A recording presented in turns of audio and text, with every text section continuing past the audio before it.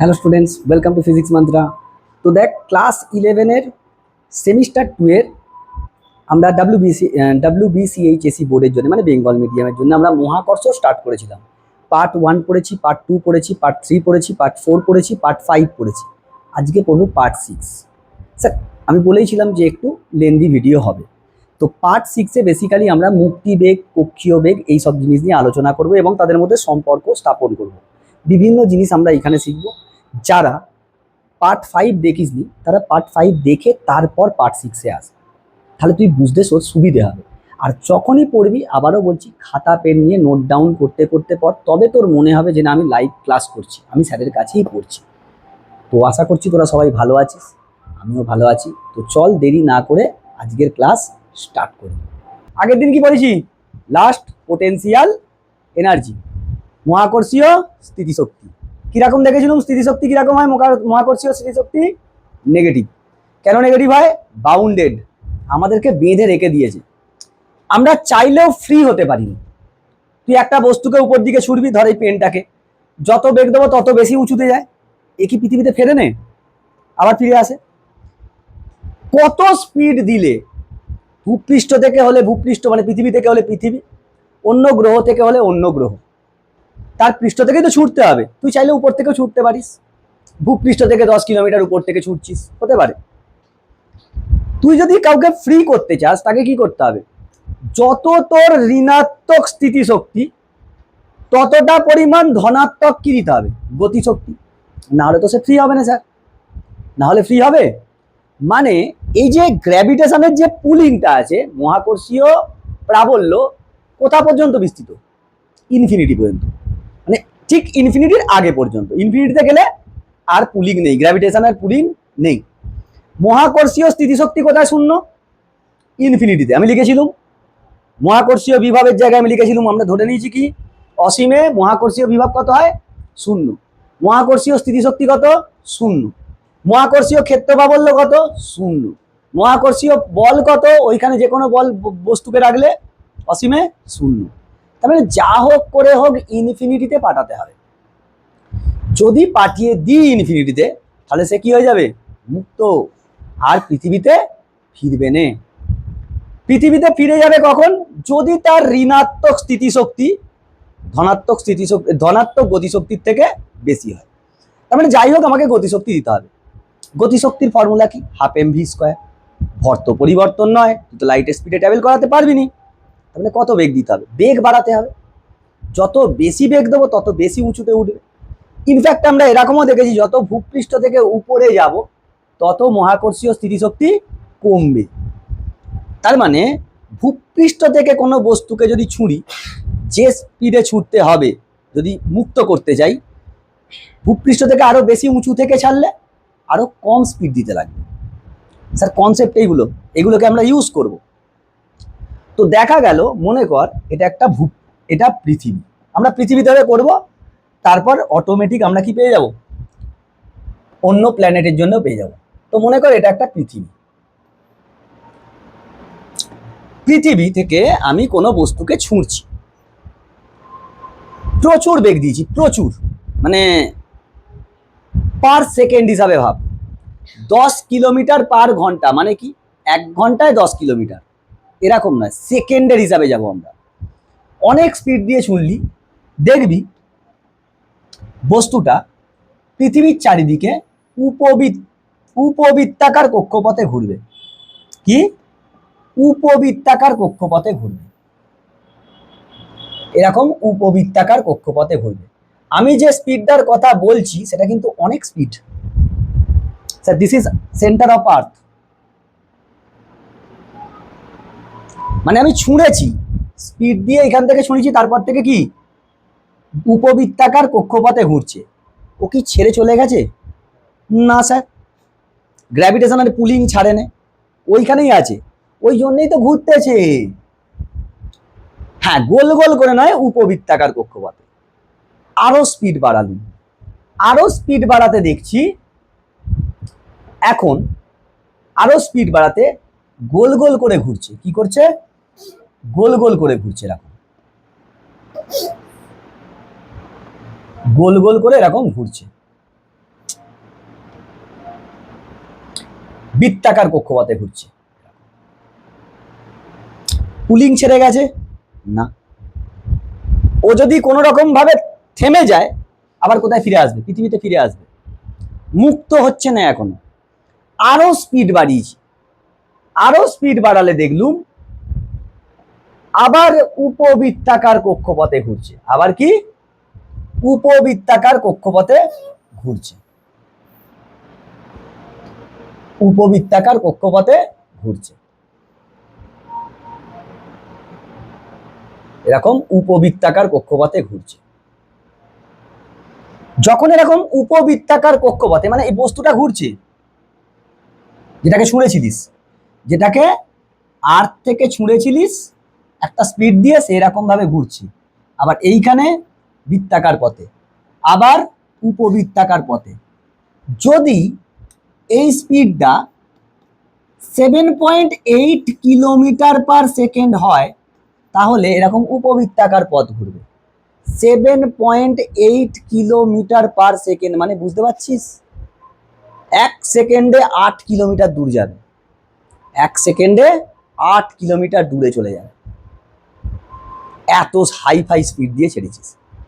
আরো স্পিড আমি বাড়াতে চাইছি, দেখব এর থেকে বেশি স্পিড করলে, এর থেকে বেশি স্পিড করলে বস্তুটা পরাবৃত্তাকার পথে এসকেপ করে যাবে। কি করবে? পরাবৃত্তাকার পথে, পরাবৃত্তাকার পথে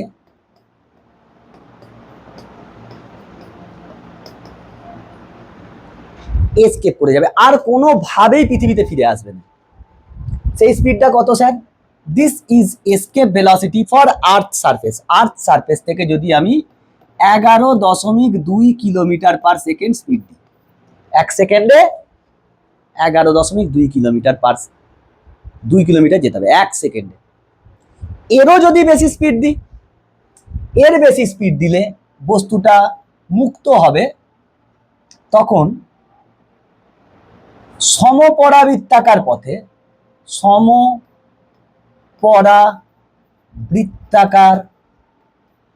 পথে মুক্ত হবে। তার মানে স্পিডটা এটা কি? Greater than V. এই দুটো ক্ষেত্রে কি হবে? মুক্ত হবে, বাকিগুলোতে মুক্ত নয়। The particle is not free, ফিরে আসবে আবার, আর নয়তো গোল গোল গোল গোল করে ঘুরবে। বুঝেছিস না বুঝিস? তার মানে মুক্তি বেগ, it is a concept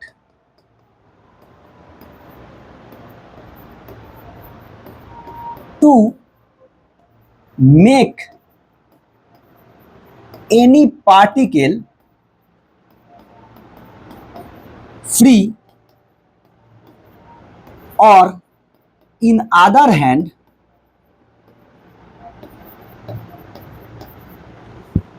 we need to provide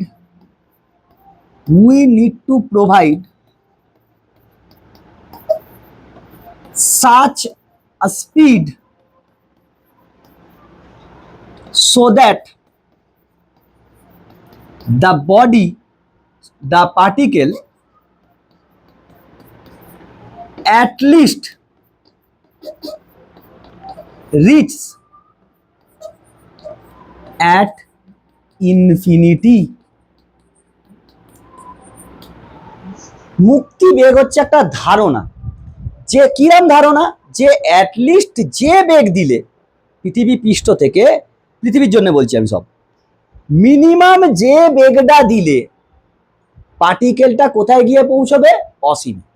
অসীমে গিয়ে থেমে গেলে হবে, আবার অসীমে গিয়ে কি গতিশীল থাকতে পারে, হতে পারে। মিনিমাম কোথায় যেতে হবে? অসীমে যেতে হবে। তুই ভাব, মানে আমরা রেস করি না, রেস, আরে 100 মিটার রেস হয়, রান দৌড় প্রতিযোগিতা, শেষে একটা লাইন থাকে তো, দ্যাট ইজ দ্য এমিং পয়েন্ট। কেউ যদি গিয়ে ওই লাইনে দাঁড়িয়ে পড়ে, গিয়ে দাঁড়িয়ে গেল লাইনে, কমপ্লিট, এই লাইনে গিয়ে তো দাঁড়িয়ে গেছে, শেষ। লাইনকে ক্রস করলেই তো হবে, লাইনকে জাস্ট গিয়ে ক্রস করেছে, গিয়ে থেমে গেল, তাহলে কিসের রেস কমপ্লিট করেছে? আবার লাইনকে ক্রস করে কেউ এখন তারপরেও ছুটে যাচ্ছে, তাহলে সেও ক্রস করেছে, এও ক্রস করেছে। মিনিমাম এই যে লাইনটা টেনেছে মানে কি মিনিমাম ওইটা যেতে হবে। তার আগে পর্যন্ত যদি যায় মানে ভাব এইটা লাইন আর এইখান পর্যন্ত গেছিস, you are not completing the race. এইখানেও তাই কনসেপ্ট, মিনিমাম যে স্পিড দিলে বস্তুটা অ্যাটলিস্ট কোথায় চলে যাবে, ইনফিনিটিতে। ইনফিনিটিতে যে যাচ্ছে তুই কনসেপ্ট লাগা, আমি প্রমাণ সোজা করে করব, বইয়ের মতন করে প্রমাণে আমরা যাব না, বইয়ের প্রথম প্রমাণের মতন করে আমরা যাব না। আমার কাছে আর্থ সারফেসে যখন বডি আছে, যে বস্তুটা আছে তার কি থাকবে, স্থিতিশক্তি নেগেটিভ। আমি তাকে যদি বেগ দিই তাহলে তার কাছে কি ডেভেলপ হবে, গতিশক্তি। আমাকে গতিশক্তি কতটা দিতে হবে, যতটা তার নেগেটিভ স্থিতিশক্তি ততটা, তবেই তো সে ইনফিনিটিতে যাবে। এই যে ইনফিনিটিতে যাচ্ছে ফ্রি স্পেস, ওইখানে কি কোনো ফ্রিকশন আছে, ফ্রিকশন নেই। তাহলে আমি এরকম ভাবেও ভাবতে পারি যে যতটা নেগেটিভ পোটেনশিয়াল এনার্জি আছে আমাকে ততটাই পজিটিভ কাইনেটিক এনার্জি দিতে হবে, এরকম ভাবে প্রমাণ করতে পারি। কিংবা শক্তির সংরক্ষণ লাগাতে পারবো না, শক্তির সংরক্ষণ সূত্র কোথায়, পৃথিবী পৃষ্ঠতে মোট শক্তি মানে স্থিতিশক্তি আর গতিশক্তির যোগফল, আর অসীমে পাঠাতে হবে, অসীমে মোট শক্তি একই হবে। এখন অসীমে বস্তুটা থেমে গেলেও হবে গিয়ে, তাহলে গতিশক্তি কত, শূন্য। অসীমে স্থিতিশক্তি কত হয়, শূন্য। তার মানে আর্থ সারফেসের মোট শক্তি যদি আমি শূন্য করে দিতে পারি তাহলেই আমার অঙ্ক মুক্তিবেগ কনসেপ্ট। আর্থ সারফেসে বা যদি কোনো প্ল্যানেটে হয় তাহলে ওই প্ল্যানেটের সারফেসে যে মোট শক্তি সেটা সমান কত, শূন্য। মানেই নয় যতটা স্মৃতিশক্তি নেগেটিভ ততটাই আমি গতিশক্তি পজিটিভ দিচ্ছি। যে বেগের জন্য একটা বস্তু অসীমে পৌঁছতে পারে বা যে বেগের জন্য সেই বস্তুটার উপর সেই বস্তুটা মহাকর্ষীয় ক্ষেত্র থেকে দূরে চলে যায়, তার উপর আর মহাকর্ষীয় ক্ষেত্র কাজ করবে না। মহাকর্ষীয় ক্ষেত্র না কাজ করলে কি মহাকর্ষীয় বলও কাজ করবে না, সেই বেগটাকে আমরা বলবো মুক্তি বেগ। এইটাকে ভিই দিয়ে ডিনোট করা হয়, just because of escape E denote করি আমরা কি দিয়ে, ভিই দিয়ে। বুঝেছিস না বুঝিনিস, এইটা মুক্তিবেগ, বুঝেছিস না বুঝিনিস। এই মুক্তিবেগের রাশিমালা পৃথিবী সারফেসের জন্য, ভূপৃষ্ঠ থেকে মুক্তিবেগের রাশিমালা ভেরি ভেরি ইম্পর্টেন্ট। তো আমরা ওই লজিক লাগিয়ে করব, প্রমাণটা ওরম ভাবে লজিক লাগিয়ে করব। হেডিং মেরে দাও, পৃথিবী পৃষ্ঠে মুক্তিবেগের রাশিমালাটি নির্ণয় করো। পৃথিবী পৃষ্ঠের জন্য করব আর অন্য গ্রহের জন্য এইটার থেকেই আমরা পেয়ে যাব। আমি স্যার এখানে পৃথিবী এঁকেছি, এটা পৃথিবীর ভর এম ই দিয়ে ডিনোট করছি। কেন ই লিখছি, পৃথিবীর জন্য। পৃথিবীর ব্যাসার্ধ আর ই। পৃথিবী পৃষ্ঠ থেকে এইটা একটা এম ভরের বস্তু যাকে ভিই স্পিড দিয়ে ছুঁড়েছি, ভিটাই কি মুক্তিবেগ। কত এই বেগটা দিলে বস্তুটা কোথায় চলে যাবে, ইনফিনিটি। তাহলে তুই আগে লিখে ফেলবি, ধরি পৃথিবীর ভর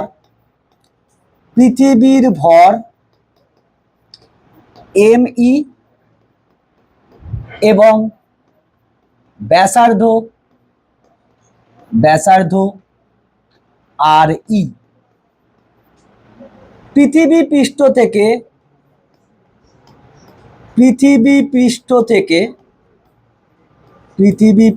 থেকে এম ভরের বস্তুকে ভি বেগে ছুঁড়লে বস্তুটি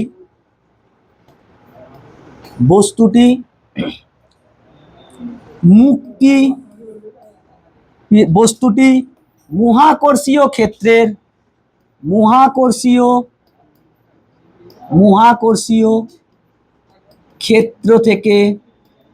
ক্ষেত্র থেকে মুক্তি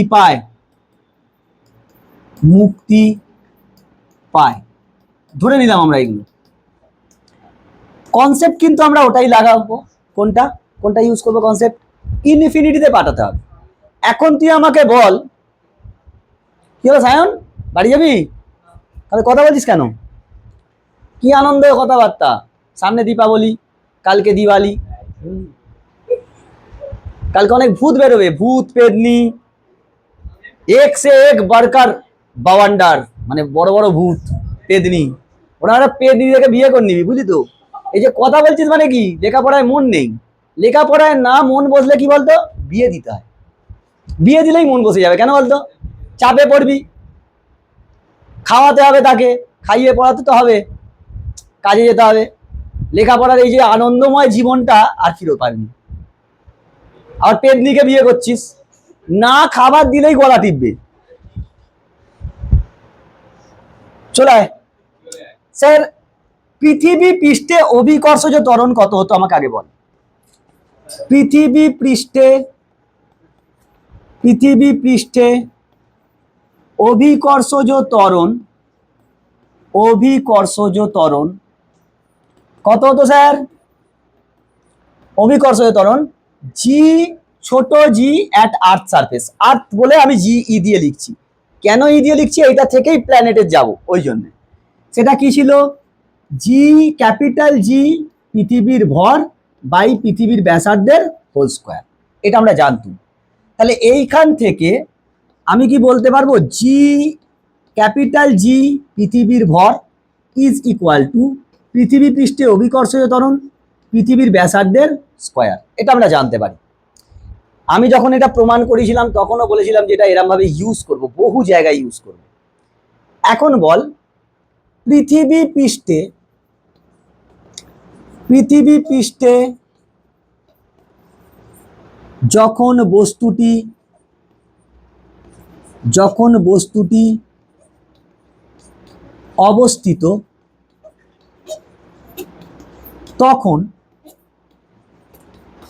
তখন বস্তুটির স্থিতিশক্তি কত? বস্তুটির স্থিতিশক্তি কত হবে স্যার? ইউ দিয়ে লিখতুম। কার সাপেক্ষে? পৃথিবীর সাপেক্ষে। মাইনাস ক্যাপিটাল জি পৃথিবীর ভর ইন্টু বস্তুর ভর বাই তাদের মধ্যে দূরত্ব কত, আর ই, ব্যাসার্ধ। আর এই যে নেগেটিভ চিহ্ন বোঝাচ্ছে কি, যে ঋণাত্মক, তুই বাউন্ডেড, বাঁধা আছিস। এখন এম বস্তুর উপর স্থিতিশক্তি, এই গতিশক্তি কত হবে? আমি বেগ দিয়েছি ভি। এম ভরের বস্তুর গতিশক্তি সেটা কত? Kinetic energy half M V এর স্কয়ার, এটাই হওয়ার কথা। এবার তুই কি বলেছিস, মুক্তি পাবে, মহাকর্ষীয় ক্ষেত্র থেকে মুক্তি পায়, এটাই অ্যাকচুয়াল টার্ম লেখার, যে আর ও গ্র্যাভিটেশনাল পুলিং এর মধ্যে পড়বে না, ক্ষেত্র থেকে বাইরে চলে যেতে হবে। তার কন্ডিশন কি ছিল, যতটা নেগেটিভ স্থিতিশক্তি ততটা আমি কি করব, গতিশক্তি যদি হয় তাহলেই মুক্ত হয়ে যাবে। শর্তানুযায়ী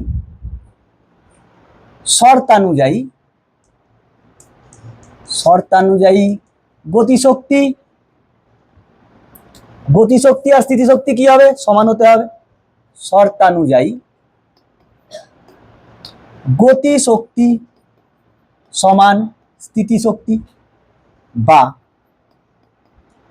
গতিশক্তি কত, হাফ এম ভি স্কয়ার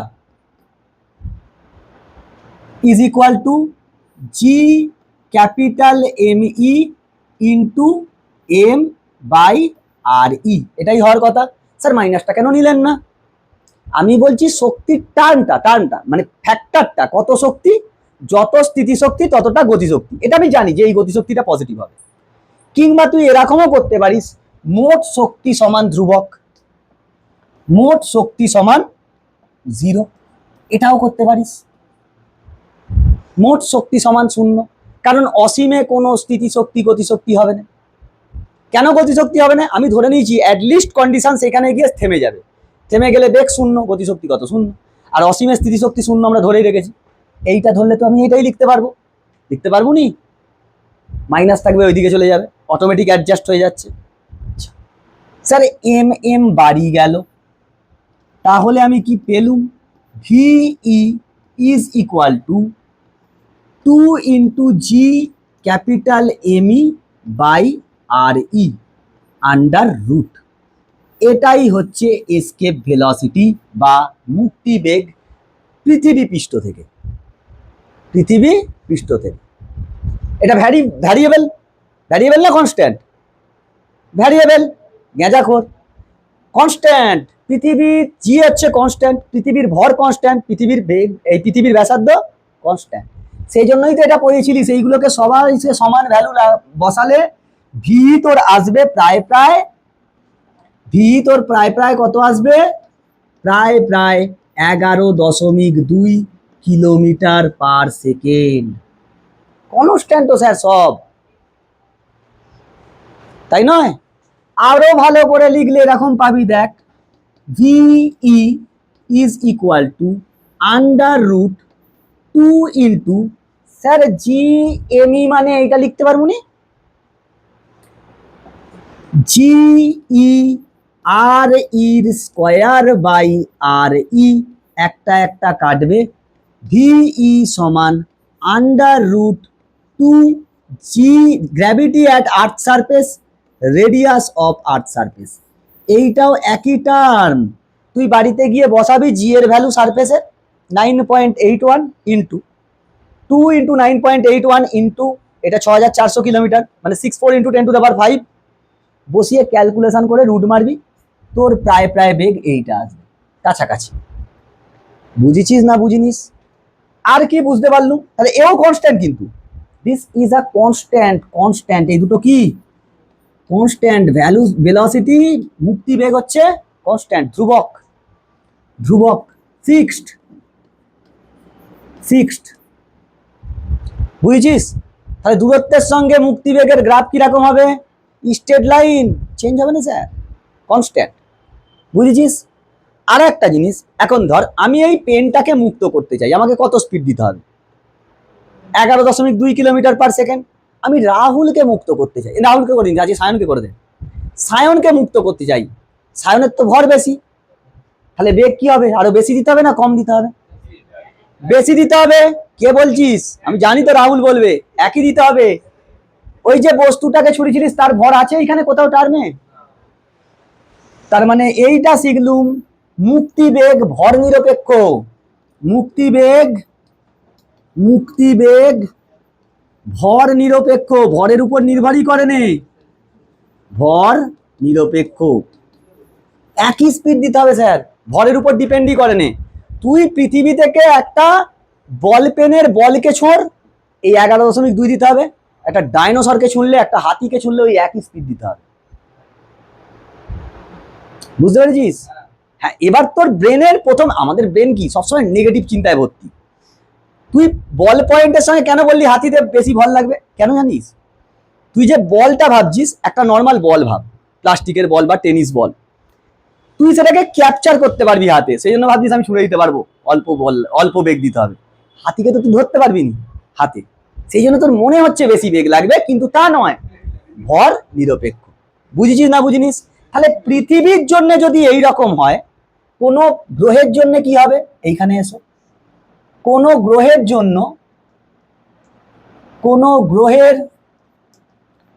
পৃষ্ঠে মুক্তিবেগ হবে, তো কোন গ্রহের পৃষ্ঠে মুক্তিবেগ V E that is equal to, বল, এইটা দেখেই বিচার কর। পৃষ্ঠে, কিন্তু পৃষ্ঠ থেকেই করতে হবে, 2 জি তো সব জায়গায় সমান। এইখানে পৃথিবী বলে পৃথিবীর ভর, প্ল্যানেট হলে প্ল্যানেটের ভর, এইখানে পৃথিবী বলে পৃথিবীর ব্যাসার্ধ, প্ল্যানেট হলে প্ল্যানেটের ব্যাসার্ধ। বুঝেছো? আর যদি জি ছোট হাতের জি দিয়ে লিখি, ভি এসকেপ ভেলোসিটি কত হবে? Under root 2 G of the planet surface radius of the planet surface. হয়েছে? তাহলে দুটো প্ল্যানেটের জন্য, মানে পৃথিবীর সঙ্গে অন্য প্ল্যানেটের যদি আমি কম্পারিজন করি, কি পাবো? যদি এইটা দিয়ে করি, যদি এইটা ইউজ করি, যদি এইটা ইউজ করি, that is proportional to R radius as well as gravity. আবার এইখানে করলে, এইখানে ইউজ করলে কি হবে, রেডিয়াসের ইনভার্স আসবে না, দেখবি রেডিয়াসের প্রপোর্শনালি আসবে। আমরা অ্যাকচুয়ালি ইউজ করবো না এইটা, ইউজ করবো না এইটা, ইউজ করবো রেডিয়াসের ইনভার্স প্রপোর্শনাল। মানে ওই ক্ষেত্রে, ওই দুটো ক্ষেত্রে যদি আমি কম্পেয়ার করি, তবে সব বাইরেকার কোশ্চেনের জন্য, যদি দুটো অন্যান্য প্ল্যানেটের জন্য ভাবি, ভাব না তুই, এসকেপ ভেলোসিটি ফর আর্থ মানে পৃথিবী বাই এসকেপ ভেলোসিটি মানে মুক্তিবেগ একটা গ্রহের, অন্য গ্রহ কি হবে, আন্ডার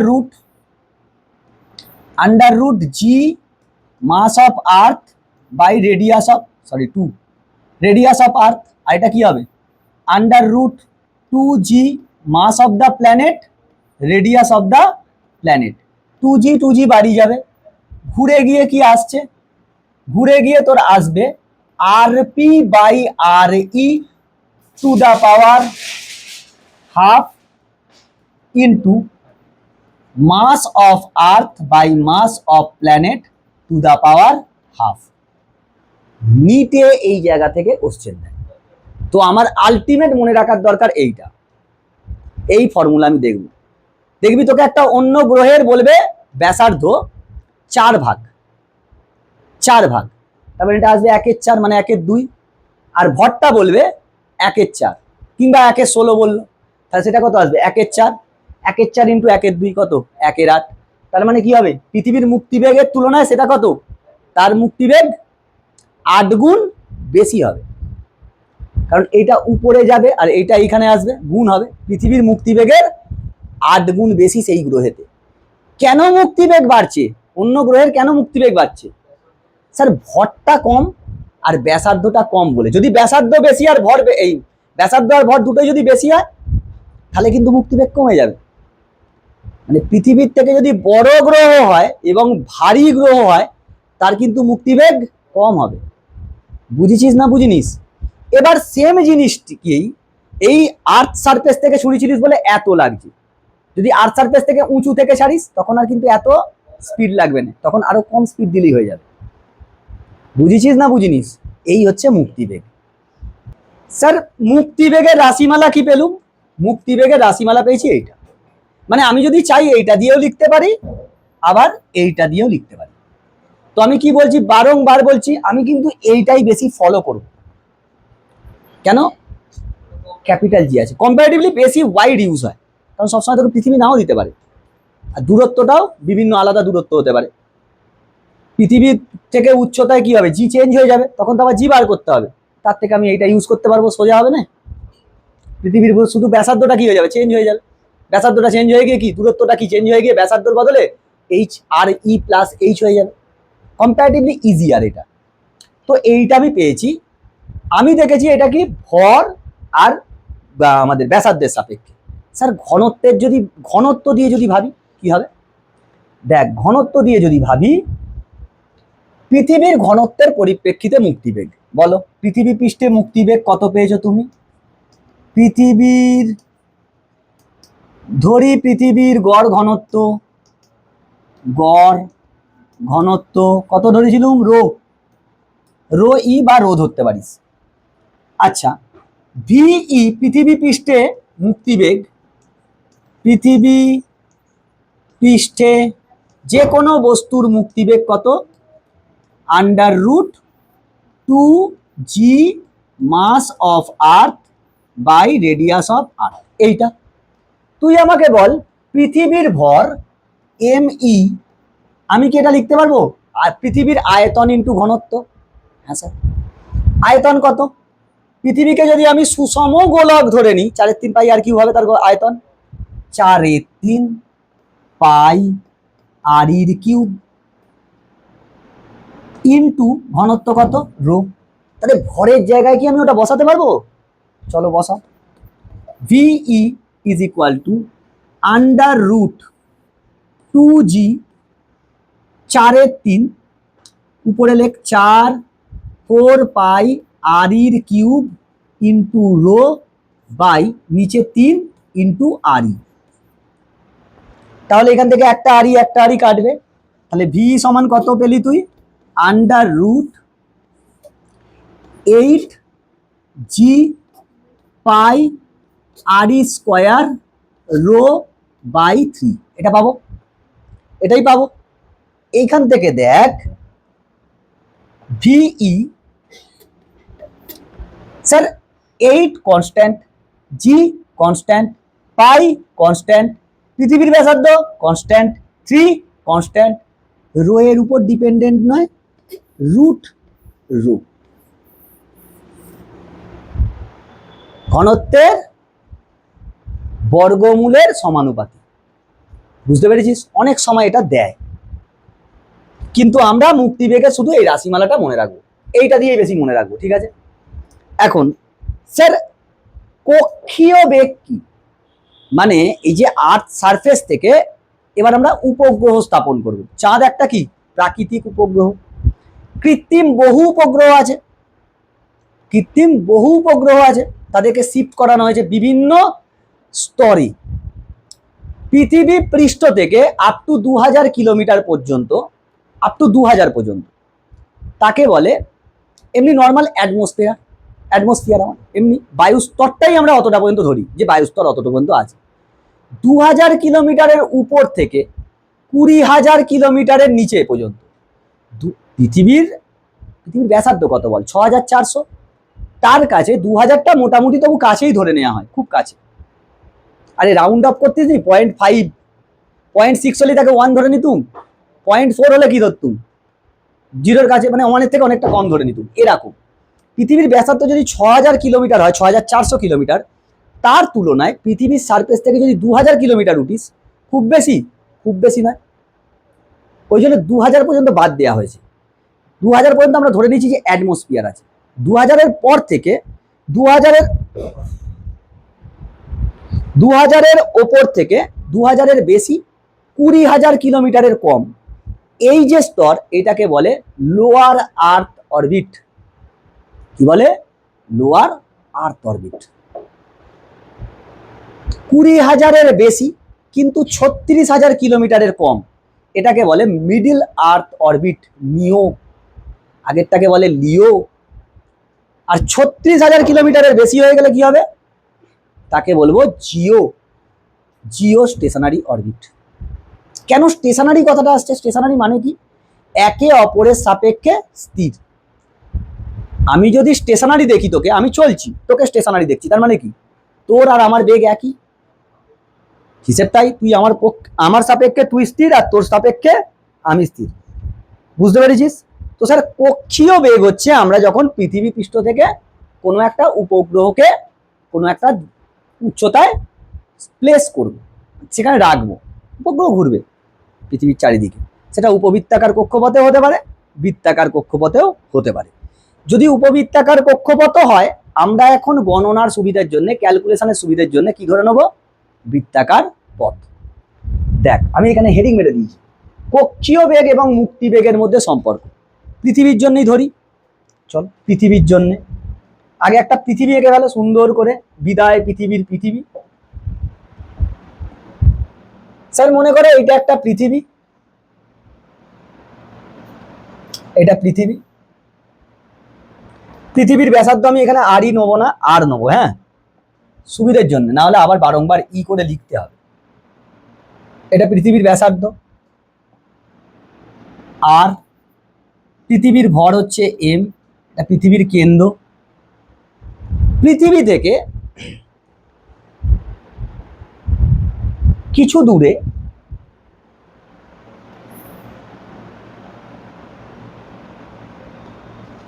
মনে কর এইখানে,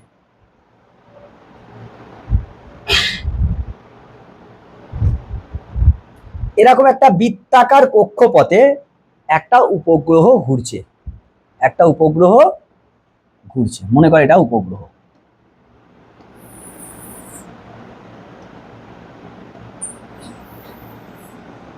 এটা একটা উপগ্রহ হয়েছে।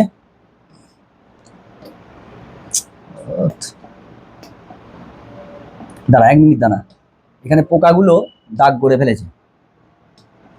পৃথিবীর থেকে কত দূরত্বে? স্যার দূরত্ব সবসময় কেন্দ্র থেকে নিতে হয়। পৃথিবীর কেন্দ্র থেকে উপগ্রহের কেন্দ্র পর্যন্ত, চলো কেন্দ্র থেকে কেন্দ্র দূরত্ব নাও। আমি ধরছি ছোট আর ব্যাসার্ধ, কত? এই দূরত্বটা কত? ছোট আর, টোটাল কেন্দ্র থেকে। তাহলে আমি বলতেই পারি পৃথিবী পৃষ্ঠ থেকে কত উঁচুতে? এইচ উঁচুতে। সো ছোট আর কখন কত হবে? আর প্লাস এইচ হবে, তাই। আচ্ছা, এই যে উপগ্রহটা ঘুরছে, এই উপগ্রহের ভর হচ্ছে এম। এটা উপগ্রহ, এটা একটা উপগ্রহ, ভাব কৃত্রিম উপগ্রহ। আর এইটা কি আমাদের পৃথিবী। পৃথিবী হয়েছে। এ ঘুরছে মানে কক্ষপথে তো ঘুরছে, বৃত্তাকার কক্ষপথে ঘুরছে। তো আমি ওর বেগ ধরছি ভি বেগে ঘুরছে। কি কত? কত বেগে? ভি রৈখিক বেগে ঘুরছে। বৃত্তাকার পথে ভি রৈখিক বেগে আবর্তন করছে। Better to write V O, orbital velocity. কক্ষীয় বেগকে কি বলে? Orbital velocity. ওই জন্য ও দিয়ে ডিনোট করছি। লেখো, এখানে লিখে ফেলো। ধরি পৃথিবীর ভর, পৃথিবীর ভর এম এবং ব্যাসার্ধ, ব্যাসার্ধ ক্যাপিটাল আর। এম ভরের, এম ভরের একটি উপগ্রহ, ভরের একটি উপগ্রহ আর দূরে, আর দূরে পৃথিবীকে কেন্দ্র করে, পৃথিবীকে কেন্দ্র করে বৃত্তাকার পথে, বৃত্তাকার পথে আবর্তন করে, আবর্তন করে।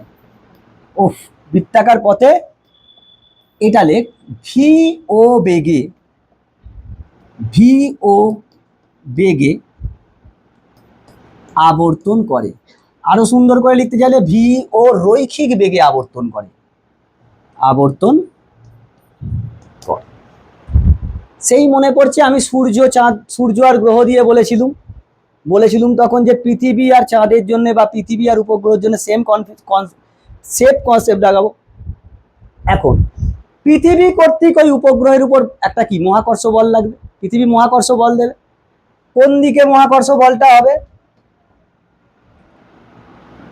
এই দিকে আকর্ষণ বল। দিস ইজ মহাকর্ষ বল, এফ জি। তাহলে পৃথিবী কর্তৃক, পৃথিবী কর্তৃক এম ভরের উপগ্রহটির উপর, উপগ্রহটির ওপর ক্রিয়াশীল মহাকর্ষীয় আকর্ষণ বল, ক্রিয়াশীল মহাকর্ষীয় আকর্ষণ বল, বলটা আকর্ষণ হয় ওই জন্য আকর্ষণ লিখতে পারিস। এফ জি সমান কত হয়? স্যার জি ইন্টু পৃথিবীর ভর ইন্টু উপগ্রহের ভর বাই দূরত্বের স্কয়ার, আর দূরত্ব। বেশ স্যার, এই যে ফোর্সটা কোন দিকে, কোন দিকে ক্রিয়াশীল? কেন্দ্রের দিকে। তাহলে এটাই কি অভিকেন্দ্র বল। এই মহাকর্ষ বলটাই কি অভিকেন্দ্র বল। তোকে কি বলেছিলাম কিভাবে লিখবি? যে উপগ্রহটির, উপগ্রহটির পৃথিবীর চারিদিকে, পৃথিবীর চারিদিকে, পৃথিবীর চারিদিকে বৃত্তাকার পথে, বৃত্তাকার পথে আবর্তনের জন্য, আবর্তনের জন্য ক্রিয়াশীল অভিকেন্দ্রীয় বলের ক্রিয়াশীল অভিকেন্দ্রীয় বলের যোগান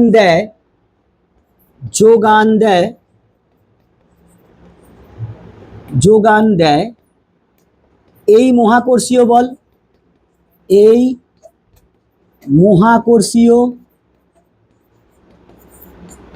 বল।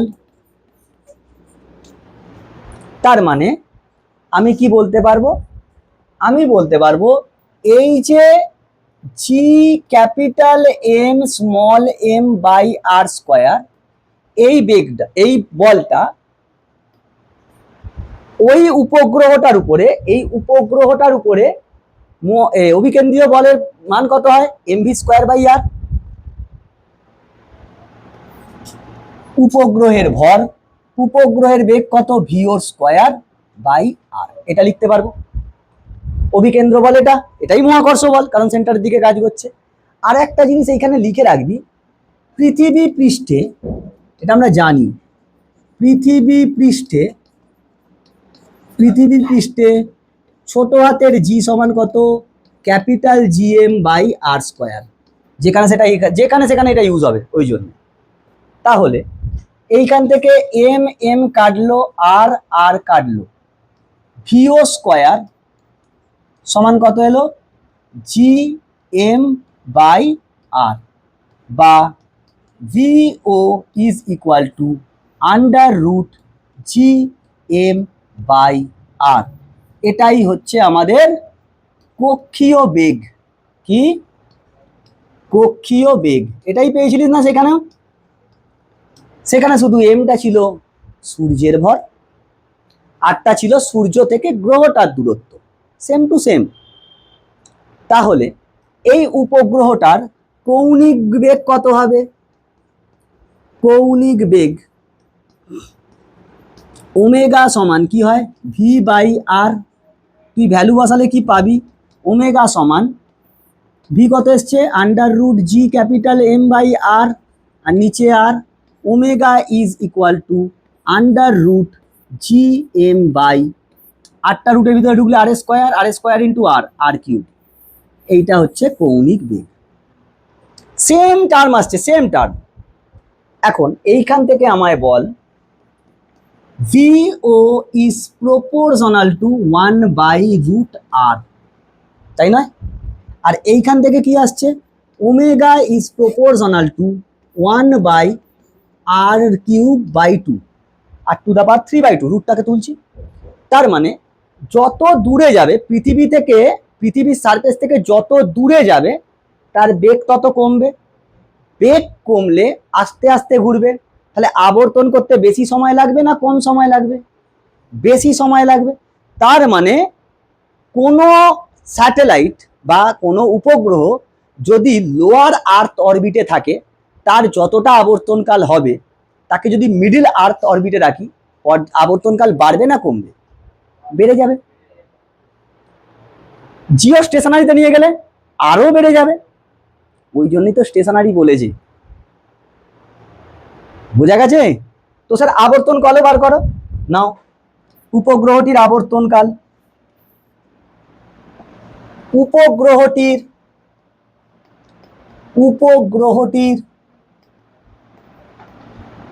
আবর্তনকাল টি হলে, টি সমান কি হয়, 2π/ওমেগা।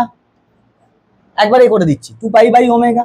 তাহলে টি সমান কত হবে, 2π, ওমেগা মানে কত, under root G M by R cube, বা T is equal two 2π r³ r³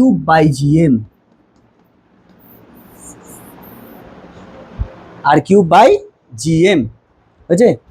এখন দেখ এই আরটাকে, এই ছোট আরটাকে যদি আমি আর প্লাস এইচ নিই, মানে এইটা যদি এইচ উচ্চতা হয় ভূপৃষ্ঠ থেকে, এই উচ্চতাটা যদি এইচ হয়, এই উচ্চতাটা যদি h হয়, এই উচ্চতাটা মনে কর h, তাহলে ছোট আর সমান কত হবে? r প্লাস h হবে না? হবে না? তাহলে সেক্ষেত্রে দেখ, টাইম এই আর এর জায়গায় কি লিখতে পারবো? ক্যাপিটাল আর প্লাস এইচ, মানে হাইটটাও বার করে ফেলতে পারবো। আমার পর্যায়কাল যদি বলা থাকে যে এত আবর্তনকাল দরকার, 16 ঘন্টা চাই আমার, এক পাক ঘুরবে 16 ঘন্টায়, সেই অনুযায়ী আমি হাইট নিতে পারবো। হাইট আমি ক্যালকুলেশন করে বার করতে পারবো না? বার করতে পারবো। ওটাই তোকে কোশ্চেন দেয় পরীক্ষায়, যে কৃত্রিম উপগ্রহের উচ্চতা কি করে বার করবো। বুঝতে পেরেছিস? সেম জিনিস এইখানটাতে আর এর জায়গায় কি ক্যাপিটাল আর প্লাস এইচ রাখবি, ক্যালকুলেশন করে এইচটা বার করতে হবে। কি অঙ্ক, এরকম কোশ্চেন দেয় পরীক্ষাতে। যাই হোক, এইখান থেকে দেখ, T square is equal to 4 pi square R cube by G M, এটা লিখতে পারবো। তাহলে আমি পাচ্ছি T square is proportional to ছোট আর এর কিউব, মানে শুধু সূর্য আর অন্যান্য গ্রহ নয়, গ্রহ উপগ্রহের ক্ষেত্রেও কেপলারের তৃতীয় সূত্র প্রযোজ্য। দেখ, এটাই তো কেপলারের তৃতীয় সূত্র ছিল, যত দূরে যাবে তত তার পর্যায়কাল বাড়বে। কেন পর্যায়কাল বাড়ছে? দূরে গেলে স্পিড কমে যাচ্ছে, স্পিড কমে গেলে কি হবে? বেশি সময় লাগবে ঘুরতে, ওই কারণে। তাহলে স্যার কক্ষীয় বেগের সঙ্গে আপনি বলেছিলেন মুক্তিবেগ, এই কক্ষীয় বেগ আমি যেখানে এটা এঁকেছি এটা অনেক উঁচুতে আছে, মিনিমাম ধর লোয়ার আর্থ অরবিটে আছে, যেটা অনেক দূরে, কত 20,000 কিলোমিটার। যদি উপগ্রহটা আর্থ সারফেসের মানে পৃথিবী পৃষ্ঠের কাছাকাছি থাকে, মানে কত 2000-এর নিচে থাকে, তখন কি হবে? তখনও তো কক্ষীয় বেগ হবে। তখনের কক্ষীয় বেগটার সঙ্গে আমি মুক্তিবেগের সম্পর্ক নিয়ে আসবো। কি করব? যখন উপগ্রহটি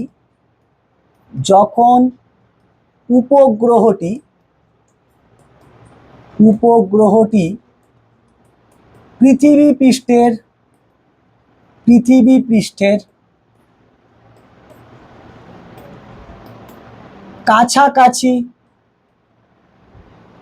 কাছাকাছি স্থাপিত হয় বা কাছাকাছি থাকে,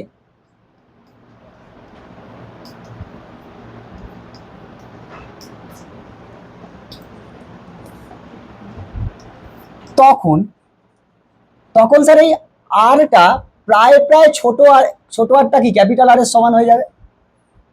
মানে when h is much less than r,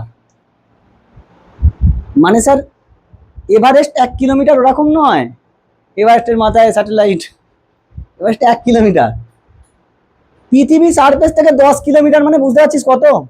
মনে কর 500 কিলোমিটারে আছে, কি 1000 কিলোমিটার, পৃথিবী সারফেস থেকে 1000 কিলোমিটার, তাকে তো সেখানে স্থাপন করতে গেলে বেগও সেরকম দিতে হবে। ওই জন্য রকেটগুলোকে যখন নিক্ষেপ করা হয় কি প্রচুর বেগ থাকে না, প্রচুর জ্বালানি খরচ হয়। কেন? গতিশক্তি দিতে হলে কি তোমাকে শক্তি দিতে হবে, শক্তির সংরক্ষণ সূত্র, তত পরিমাণ জ্বালানি দিতে হয়।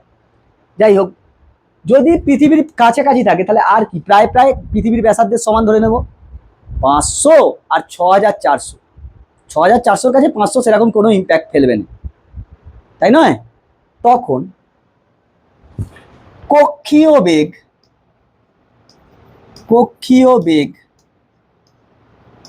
ভিও ফর্মুলা কি ছিল? √GM বাই ছোট আর এর জায়গায় ক্যাপিটাল আর হয়ে যাবে, হয়েছে এইটা। এখন আমি এটাও তো লিখতে পারি sir, V0 is equal two √GM মানে GR স্কোয়ার নয়, বাই আর, একটা আর কাটলো, VO সমান √GR পৃথিবীর জন্য। তুই চাইলে আরই দিতে পারিস, এখানে আরই দিতে পারিস, আমি দিইনি বলে এইখানেও দিয়েছিলাম, তুই লিখতে পারিস। হয়েছে? মুক্তিবেগ হলে এখানে খালি ভিতরে 2 হচ্ছিল না, হিসেব তো তাই। তার মানে দিস ভিও ইজ ইকুয়াল টু √2, দেখ ভিই বাই √2 যদি করি তাহলেই হয়ে যাবে, √2 কেটে যাবে, তাই হবে না? তার মানে আমরা বলতে পারি V O V E is equal to √2 times of V O. এবার পৃথিবীর ক্ষেত্রে, পার্টিকুলার পৃথিবীর ক্ষেত্রে যখন এই ভিওটা হয় 7.8 কিলোমিটার পার সেকেন্ড, কত হয়? তখন ওই স্যাটেলাইটগুলো উপবৃত্তাকার কক্ষপথে ঘুরতে থাকে। আমি ক্যালকুলেশনের সুবিধার্থে নিয়েছি, বৃত্তাকার কক্ষপথ নিয়েছি। এটাই হচ্ছে সম্পর্ক। তার মানে এখান থেকে কি পাবো? V E by V O is equal to √2। তাহলে পৃথিবীর কাছাকাছি কোনো উপগ্রহ যদি আবর্তন করে, সেই উপগ্রহটির কক্ষীয় বেগ আর পৃথিবী পৃষ্ঠ থেকে কোনো বস্তুর মুক্তি বেগের অনুপাত কত হয়? যদি কক্ষীয় বেগ আগে বলে তাহলে 1:√2, আর যদি মুক্তি বেগ আগে বলে তাহলে √2:1। বুঝেছিস না বুঝিনিস?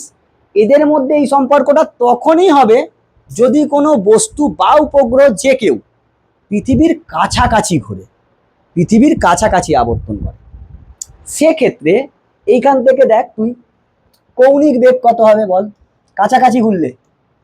কৌণিক বেগ ওমেগা সমান কি ছিল? ভিও বাই আর। তাহলে ওমেগা সমান ভিও কত এসছে? ও, এটা তো আরটা তো প্রায় প্রায় সমান, কি ছোট ক্যাপিটাল আরে ভিও কত এসছে? √GM বাই আর, নিচে আর, ওমেগা সমান √GM বাই আর এর কিউব। সব আর আসছে, দেখ সব আর দিয়ে আসছে, ক্যাপিটাল আর। এবার জিএম এর জায়গায় GR² লিখতে পারিস। তার মানে omega is equal to √GR² by R cube. Hence omega is equal to √G by R. এইটাকে দেখে কিছু মনে পড়ছে না? স্যার কিছু মনে পড়ে না। এরপর মনে পড়ে যাবে, দেখ আবর্তনকাল। ওই উপগ্রহটার তখন আবর্তনকাল কত হবে? কখন? যখন উপগ্রহটা কি খুব কাছাকাছি ঘুরছে পৃথিবীর। টি সমান কি হয়? 2π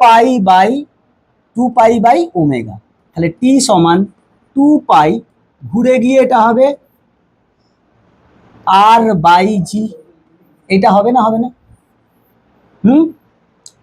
স্যার সিম্পল পেন্ডুলামের জন্য কি হতো? 2πL/G। সিম্পল পেন্ডুলাম ফার্স্ট সেমিস্টারে প্র্যাকটিক্যাল করেছো? পেন্ডুলামের প্র্যাকটিক্যাল করোনি? ও, ইংলিশ মিডিয়ামের গুলো করেছে, তোমরা করোনি, করবে। এই আর মানেও তো দূরত্ব, আর মানে দূরত্ব নয়? আর মানেও তো দূরত্ব। কোন দূরত্ব? পৃথিবীর ব্যাসার্ধ। তার মানে আমি কনক্লুড করতে পারি একটা জিনিস, যদি পৃথিবীর কেন্দ্র বরাবর আমি সুড়ঙ্গ তৈরি করি, পৃথিবীর কেন্দ্র বরাবর একটা সুড়ঙ্গ তৈরি করলাম, সেখানে যদি কোনো বস্তুকে ফেলি, সে কি করবে? পর্যায়কাল তো এটা হতে হবে, সে সরল দোলগতি করবে। সেটার একটা প্রমাণ আছে না? আমি বলেছিলাম লাস্টে বলবো, কারণ তুই সরল দোলগতি না জানলে ওইখানটা বুঝতে পারবি না। আমি বলে দেবো, কিন্তু তোরা তখন করবি যখন সরল দোলগতি হয়ে যাবে, না হলে বুঝতে পারবি না। কারণ সরল দোলগতির একটা ইকুয়েশন আমরা এখানে ইউজ করব। এই হচ্ছে আমাদের পর্যায়কাল। এবার শোন আরো ব্যাপার, যখন এই ভ্যালুটা বসানো হয়, টি আসে প্রায় 1 আওয়ার 36 মিনিট মতন আসে। কত? কোনো উপগ্রহ যদি পৃথিবীর কাছাকাছি ঘোরে, সে পৃথিবীকে এক পাক ঘুরতে কত টাইম নেবে? 1.5 ঘন্টা। তাহলে পৃথিবী একবার ঘুরলে ও কবার ঘুরবে? 12 × 1.5, এই 18 × 1.5 করলে কত হবে? বেশি হয়ে যাচ্ছে, 16 × 1.5 কর, 16 বার আবর্তন করবে, মানে কাছাকাছি। আরে 16 × 1.5 করলে দেখ 24 হয়ে যাচ্ছে। মানে পৃথিবী একবার ঘুরবে, এ কবার ঘুরে ফেলবে উপগ্রহটা? দেখা গেছে কোনো উপগ্রহকে যদি আমরা জিও স্টেশনারিতে রাখি, কোথায়, জিও স্টেশনারি অরবিটে রাখি, জিও স্টেশনারি অরবিটে রাখি মানে অনেক দূরে, অনেক দূরে 36,000 কিলোমিটারের উপরে, তখন কি হয়ে যাবে, এই আবর্তনকাল বাড়বে না কমবে, বাড়বে, তখন এই টাইম পিরিয়ডটা হয়ে যায় প্রায় প্রায় 24 ঘন্টা। মানে আগেকার যুগে যে অ্যান্টেনা গুলো ছিল দেখেছিস, কিছুক্ষণ পরে পরে ঘোরাতে হতো, এই আসছে না লাইন একটু ঘোরা না, এরকম করে ঘুরি, ওই এ ছিল আর একটু একটু এদিকে বাম দিকে ঘোরা, বাম দিকে কেন ঘোরাতে হতো, যে স্যাটেলাইটস গুলো আগেকার যুগে বহু আগে যে স্যাটেলাইটস গুলো রাখা ছিল সেগুলো কোথায়, পৃথিবীর কাছাকাছি জায়গায়। তাহলে তো পৃথিবী ঘুরছে, পৃথিবী ঘুরছে, ভাব এটা স্যাটেলাইট, পৃথিবী এইখানে যদি 1.5 ঘন্টায় যায়, এ কি ঘুরে তো আবার এইখানে চলে এসছে, তাহলে এর ফেজ আর এর ফেজ সেমে আছে, তখন এইখানে পৃথিবীতে কি অ্যান্টেনাকে সাজিয়ে কি ঠিক করতে হচ্ছে মুখে। আর জিও স্টেশনারি কেন বলেছে, এখনকার কোনো অ্যান্টেনা ঠিক করতে হয় ডিস অ্যান্টেনাগুলোকে কিছুক্ষণ ছাড়া ছাড়া এরকম করতে হয়, ঘোরাতে হয়, কেন, 24 ঘন্টা, পৃথিবীও ঘুরছে এও একসঙ্গে ঘুরছে, স্টেশনারি, চেঞ্জ করতে হচ্ছে না। বুঝেছিস না বুঝিনিস, বুঝেছিস না বুঝিনিস, এই জিও স্টেশনারি জায়গাতে প্রচুর দেশের প্রচুর স্যাটেলাইট আছে, আর কাছাকাছিও অনেক আছে। এখন আমায় একটা কোশ্চেন বল, একটা কোশ্চেন আমার, মানে এটা আমার ব্যক্তিগত কোশ্চেন, যে আজকে এই জিনিস পড়লুম আমি মেনে নিলুম, এই যে ধর পৃথিবী থেকে কোনো বস্তুর মুক্তিবেগ কত, 11.2 কিলোমিটার, 12 ধরে নি, 12 কিলোমিটার ধরে নি, বেশি করে ধরে, 1 সেকেন্ডে কত যাবে, 12 কিলোমিটার যদি সেকেন্ডে যায়, বস্তুটা কোথায় চলে যাচ্ছে, ইনফিনিটি, মুক্ত হয়ে যাচ্ছে। লাইটের স্পিড কত, 3 × 10⁸ মিটার পার সেকেন্ড, 3টে শূন্য কমিয়ে নে তাহলে কিলোমিটার হয়ে যাবে, 3-এর গায়ে 5টা শূন্য মানে 3 লাখ কিলোমিটার পার সেকেন্ড, 1 সেকেন্ডে কত যায়, তাহলে লাইট নিশ্চয়ই ইনফিনিটি থেকে আসছে না, লাইট ইনফিনিটির পিছন থেকে আসছে,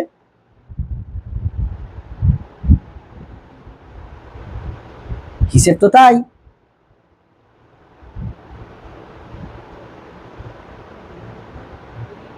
so we can conclude that যে ইনফিনিটি মানে এই যে জেনারেল রিলেটিভিটি দিয়ে জিনিসগুলো ধরা হয়েছে, ইনফিনিটি এক্সিস্ট করে কি, মাথা ঘুরে যাবে, তুই ভাব, এইরকম কোশ্চেন আমারই মাথায় ভাবেই সারাক্ষণ, যে হচ্ছে কি করে, তুই ভাব আমি এইখান থেকে যদি ইনফিনিটি থেকে একটা বস্তুকে আনি, তার মানে বস্তুটা কোথায় চলে যাবে, ইনফিনিটিতে, আমি যদি কত স্পিড দিই, 1 সেকেন্ডে 11.2, আমি বাড়িয়ে কত ধরেছি 12, লাইটের স্পিড কত, 3 লাখ কিলোমিটার, 3 lakhs, এই হ্যাঁ 3 lakhs, 3-এর গায়ে 5টা শূন্য বলে 3 লাখই হয়তো, হ্যাঁ 3 lakh, 3 lakh kilometre per second, তাহলে লাইট কোথা থেকে আসছে sir, it is coming from the another Galaxy. তুই বলছিস গ্যালাক্সির মধ্যেও কি আছে, গ্র্যাভিটি আছে, তাহলে কি অন্য গ্যালাক্সি থেকে লাইটটা আসছে, কোশ্চেন স্যার।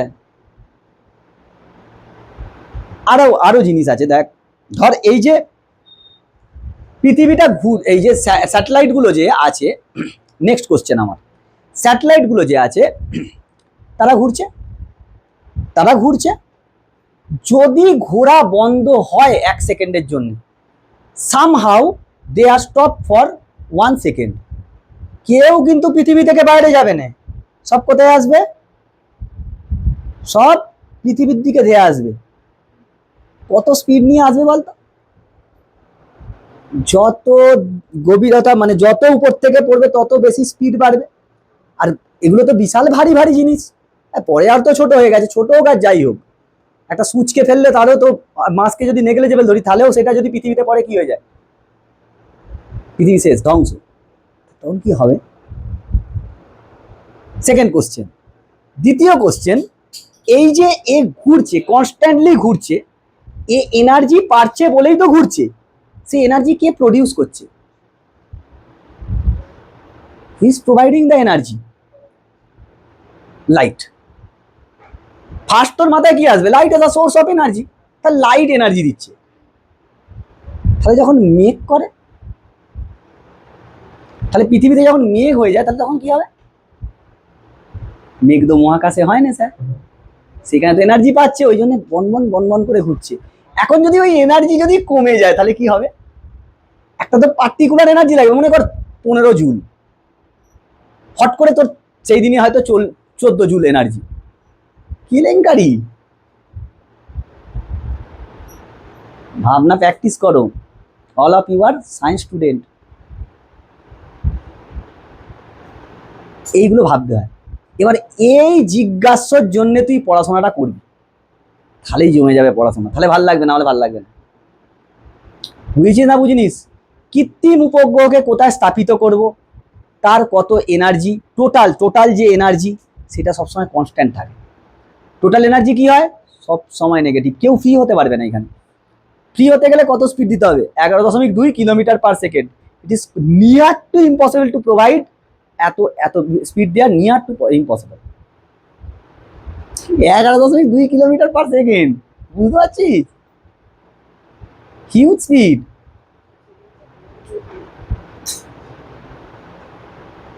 চলো এখান পর্যন্ত পড়ে আসো ভালো করে। নেক্সট ডে কৃত্রিম উপগ্রহ নিয়ে আমরা আলোচনা করবো, আর এনার্জি নিয়ে আলোচনা করলেই এই চ্যাপ্টারটা শেষ হয়ে যাবে।